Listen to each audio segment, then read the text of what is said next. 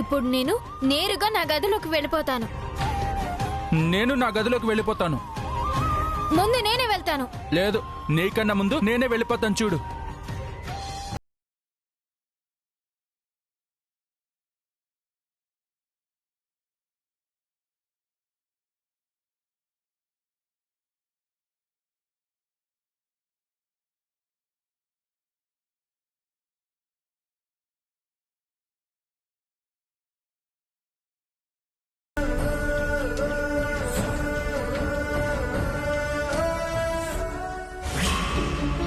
భాను ఏది?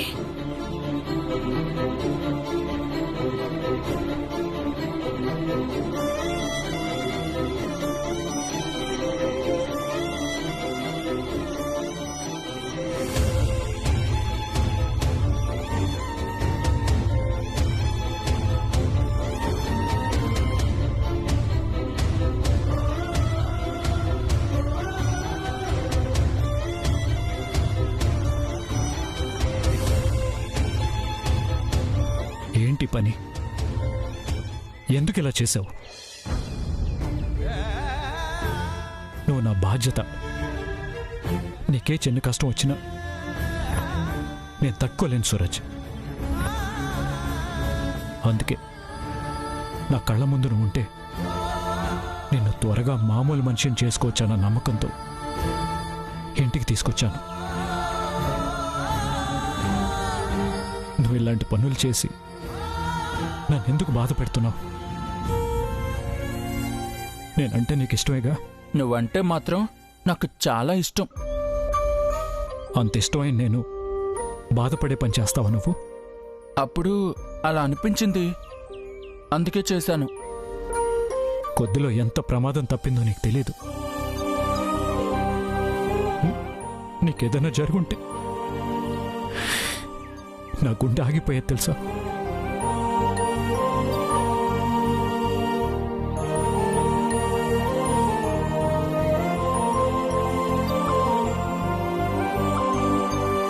నువ్విలా బాధపడతావని తెలియదుగా.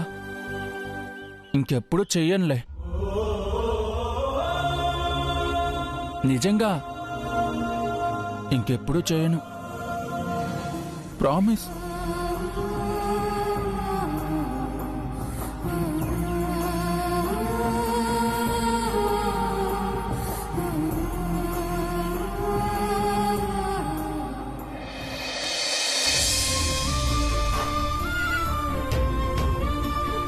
నీ తెలివితేటలతో ఆ అబ్బాయి ప్రాణాలు మాత్రమే కాపాడలేదు, నా ప్రాణం, ఏజే ప్రాణం కూడా కాపాడావు.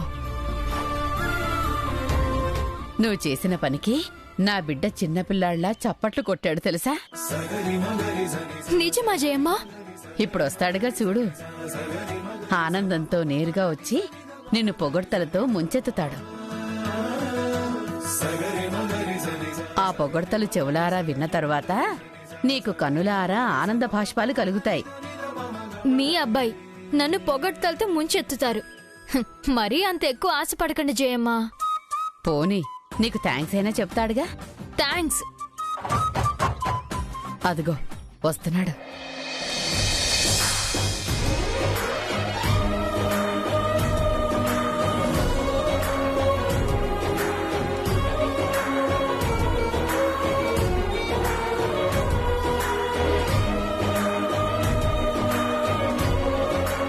కొంచెమైనా బుద్ధుండాలి. ఇంకోసారి ఇలాంటి పిచ్చి పిచ్చి పనులు చేయకు. ఏదైనా తేడా వచ్చుంటే? అది కాదేజే. నువ్వు మాట్లాడి చేయమ్మా.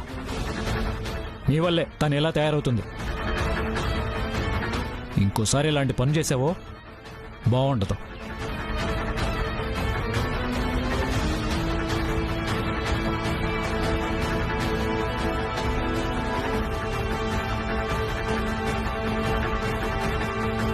చూసారా జయమ్మా, మీ అబ్బాయి నన్ను పొగడ్తలతో ముంచెత్తారు. మీ అబ్బాయి నన్ను చెవులారా వినలేని తిట్లు తిడితే కన్నులారా కన్నీళ్లు కారుతున్నాయి. ఇలాంటి ఆయన మారుతారు అని ఇంకా నమ్ముతున్నందుకు నన్ను నేను అనుకోవాలి. లేదులే భాను, ఏదైనా జరిగితే అనే భయం ఉంటుంది కదా, అందుకే అలా అన్నాడు. అమ్మా తల్లి, తమరు కన్నది కలియుగ విశ్వామిత్రుణ్ణి. ఎన్ని మాయలు చేయాలో, ఎన్ని డ్రామాలు వేయాలో ఆయన గారిని మార్చుకోవడానికి. కానీ వదలను, మారుస్తాను.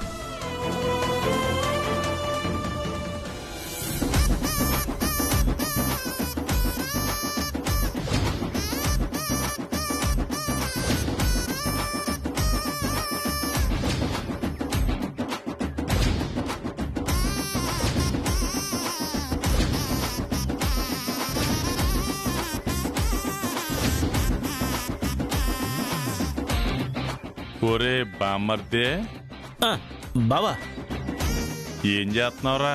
ఆలోచిస్తున్నా బావా. దేని గురించి? ఏ కోడి తొడ తిందామని, ఏ మేక తల తిందామని తప్ప నువ్వు ఆలోచించేదేముందిరా? ఇప్పటిదాకా పిల్లికి పిల్లలు పెట్టినట్టు కూర్చున్న చోట కూర్చోకుండా, నిల్చున్న చోట నిల్చోకుండా ఆలోచించావు కదా నువ్వు. మరి దేని గురించి ఆలోచించావు? ఇంకా దేని గురించి ఆలోచిస్తాన్రా? ఆ ఏజే ఇంటికి తీసుకొచ్చింది ఎవణ్ణి? ఆడు ఈడికేమవుతాడు, ఈడు ఆడికేమవుతాడు? అసలు ఆడి పుట్టు పూర్వత్రాలు ఏంటి? ఇవన్నీ ఆలోచిస్తున్నాన్రా బామ్మర్దే. ఆలోచించాల్సింది ఆలోచించకుండా అవన్నీ ఆలోచిస్తే ప్రయోజనం ఏముంది బావా? మరి ఏం ఆలోచించాలో తమరు అఘోరించండి. నువ్వు అవన్నీ ఆలోచిస్తుంటే అవన్నీ ఆలోచించడానికి దారేమైనా ఉందా అని నేను ఆలోచించా.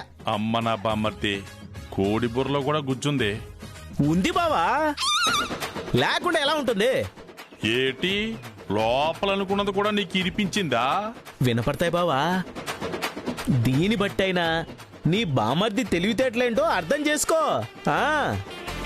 నీ తెలివి గురించి నాకెందుకు తెలీదురా? కుక్కలకి నన్ను ఆహారంగా వేసేసి నువ్వు గోడెక్కినోడివి, నాకు తెలీదా? ఇప్పుడు ఆ కుక్కల గోల ఎందుకులే బావా? కొరికింది నా కండల కదా, అంత ఈజీగా ఎట్ట మరిసిపోతాం? ఈసారి నేనిచ్చే అవిడియాకి అదిరిపోతా బావా. ఓసారి వినిపించు, నేను అదురుతానో నీ ఒళ్ళు అదురుతా తేలుతాను.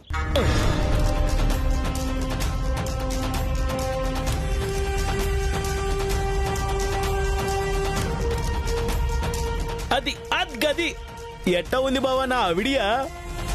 ఒరేయ్ బామ్మర్ది, నీ ఐడియా విన్నాక ఆనందంగా కౌగులించుకోవాలనుందా?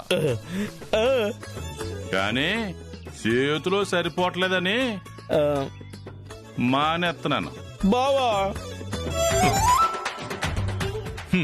నువ్వట్ట అలగమాక. ఏనుగు పిల్ల గేంకరించినట్టు, పంది పిల్ల మూలిగినట్టు అనిపిస్తుంది. ఐడియా అయితే అదిరిపోయిందిరా. తీగలాగితే డొంక కదిలినట్టు ఆడి పుట్టు పూర్వతరాలన్నీ బయటకు వచ్చేస్తాయి. పద.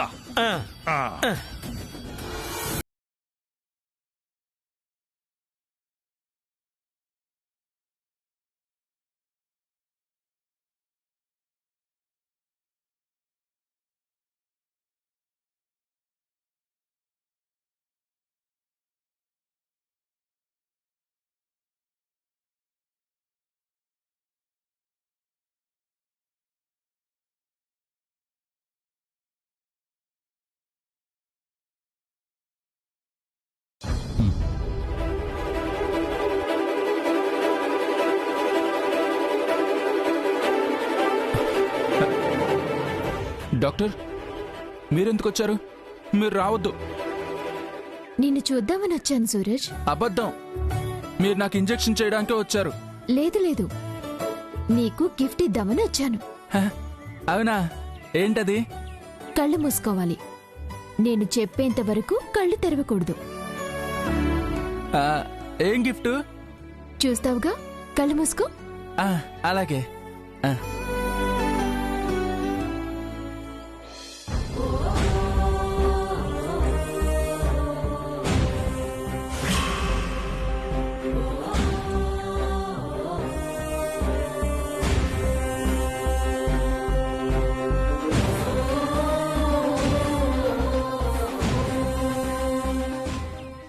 అబ్బా అమ్మా అదిగో ఇంజెక్షన్ ఇచ్చింది. ఇదిగో చాక్లెట్. హ? హాయ్.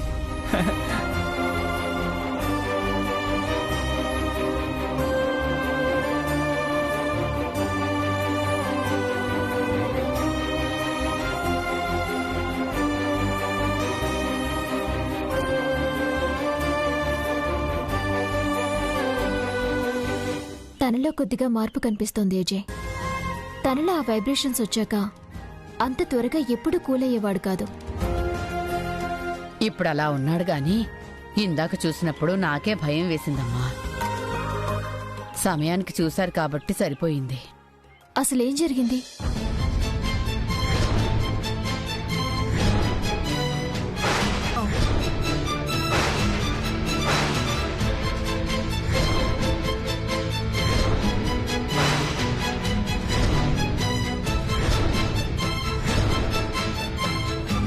అదేనమ్మా జరిగింది. గ్రేట్. అంత జరిగినా భాను ధైర్యానికి మెచ్చుకోవాలి. తనని ఆ కండిషన్లో చూశాక రెండోసారి దగ్గరికి వెళ్ళటానికే భయపడతారు. అలాంటిది భాను తన గురించి కేర్ తీసుకుంటాను అంది అంటేనే తన ధైర్యానికి మెచ్చుకోవాలి.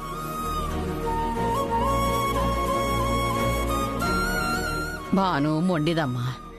ఏదైనా చెయ్యాలి అనుకుంటే చేస్తుంది. ఏజే గారు, నిజంగా భానుని అప్రిషియేట్ చేయాలి. ఇంతకాలం మనం ఇలాంటి స్టెప్ తీసుకోకుండా తప్పు చేశామేమో అనిపిస్తోంది. అదేంటి? ఎస్ ఏజే గారు, ఇంతకాలం రాని మార్పు ఈ రోజు సూరజ్లో కనిపించిందంటే అది నేను వాడిన మెడిసిన్స్ వల్ల కాదు, భాను వల్ల. తనకి నిజమైన మెడిసిన్ భానునే. మీరు చెప్పిన దాన్ని బట్టి భాను అతన్ని ట్రీట్ చేసిన విధానం సూరజ్ని కంట్రోల్ చేయగలుగుతుంది. సూరజ్కి నిజమైన మెడిసిన్ అంటే భానునే. అంత జరుగుతుంటే అందరం ఏమీ చేయలేక అలా చూస్తూ ఉండిపోయాం. కానీ భాను మాలా కాకుండా తెలివిగా ఆ అబ్బాయిని కాపాడింది.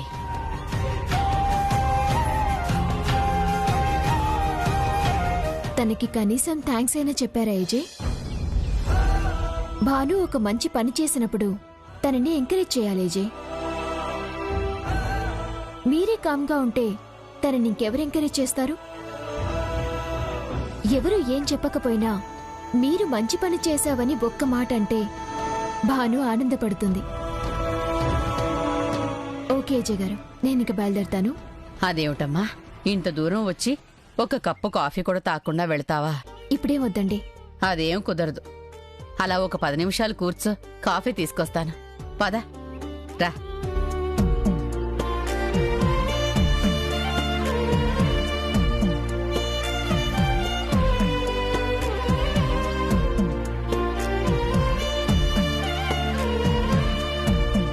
భాను, ఇక్కడ కూర్చున్నావేమిటి? ఇంకేం చేయాలి జయమ్మ? ఏం చేసినా మీ అబ్బాయి గారితో తిట్లు తినాల్సిందేగా. అది అప్పుడు. ఇప్పుడు వెళ్ళి ఏజే కనిపించు. ఎందుకు? ఏకాంతంగా తిట్లు తినడానికా? అబ్బా, చెప్పింది వినవే తల్లి. ఒక్కసారి వెళ్ళి కనిపించు. వెళ్ళు వెళ్ళు అంటున్నారు. ఇంతలోకి ఏ మార్పులు జరుగుతాయో. ఆ అమ్మాయి డాక్టర్ వచ్చాక నీ గొప్పతనం ఏజేకి అర్థమైంది. ఆ అమ్మాయి నీ గురించి పొగుడుతూ ఏజే మనసును మార్చేసింది. మీ కొడుకు ముందుకి పంపించడానికి ఏదో ఒకటి చెప్తున్నారా జయమ్మ? లేనిది ఏమీ చెప్పలేదు, ఉన్నమాటే చెప్పాను. ఒకసారి వెళ్ళి కనిపిస్తే ఆ మార్పు నీకే అర్థమవుతుంది. ఇప్పటికిప్పుడు ఏ కారణంతో వెళ్ళమంటారు? ఇంట్లో మనిషిని కలవాలంటే కాఫీని మించిన కారణం ఏం కావాలి? కాఫీ తీసుకుని వెళ్ళు. నేను ఆ అమ్మాయికి కాఫీ ఇస్తాను. జయమ్మ, లేని ఆశలు పెట్టి పంపిస్తున్నారు. అక్కడేమైనా తేడా రావాలి, అప్పుడు చెప్తాను. ముందు నువ్వు వెళ్ళవే తల్లి.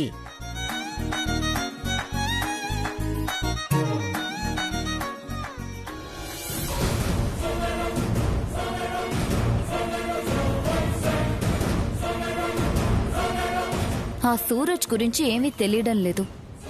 అదేదో ఈ డాక్టర్ని అడిగితే చెప్తుందిగా. చెప్పేలా సిచ్యువేషన్ని క్రియేట్ చేయాలి. పూర్తిగా వాడి ఫ్లాష్ బ్యాక్ గురించి చెప్పకపోయినా పర్వాలేదు. వాడు ఏ ఏ సందర్భాల్లో ఎలా రియాక్ట్ అవుతాడో తెలుసుకోగలిగితే ఆ సందర్భాన్ని నేనే క్రియేట్ చేసి ఆ భానుని ఇరికించొచ్చు. హాయ్ డాక్టర్ గారు. హాయ్ అండి. బాగున్నారా?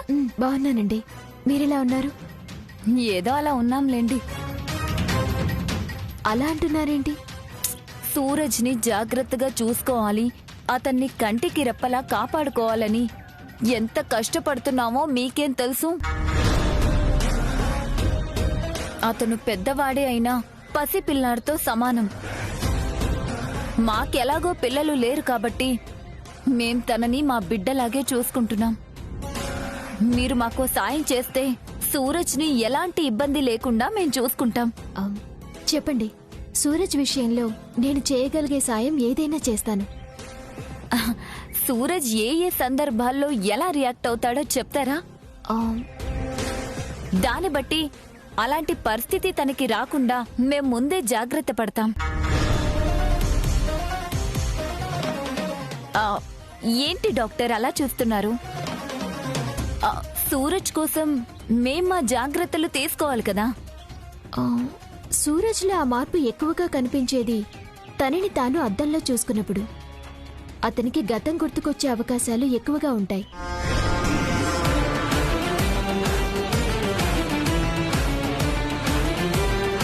ఓ, అద్దం బాగా ఉపయోగపడుతుందన్నమాట. ఇంకా ఏ ఏ సందర్భాల్లో తను రియాక్ట్ అవుతాడు డాక్టర్?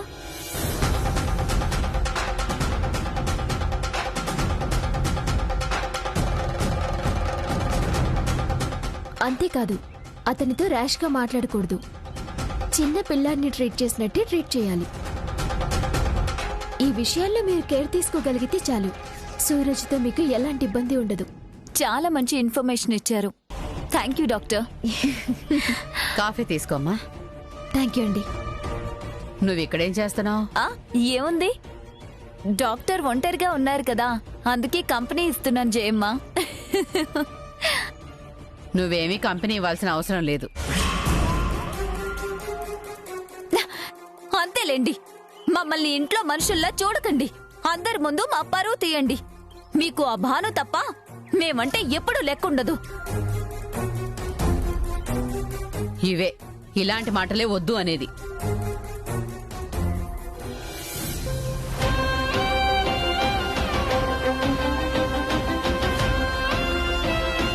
చూడమ్మా, మా ఏజే కోడళ్లతో కాస్త జాగ్రత్తగా ఉండాలి.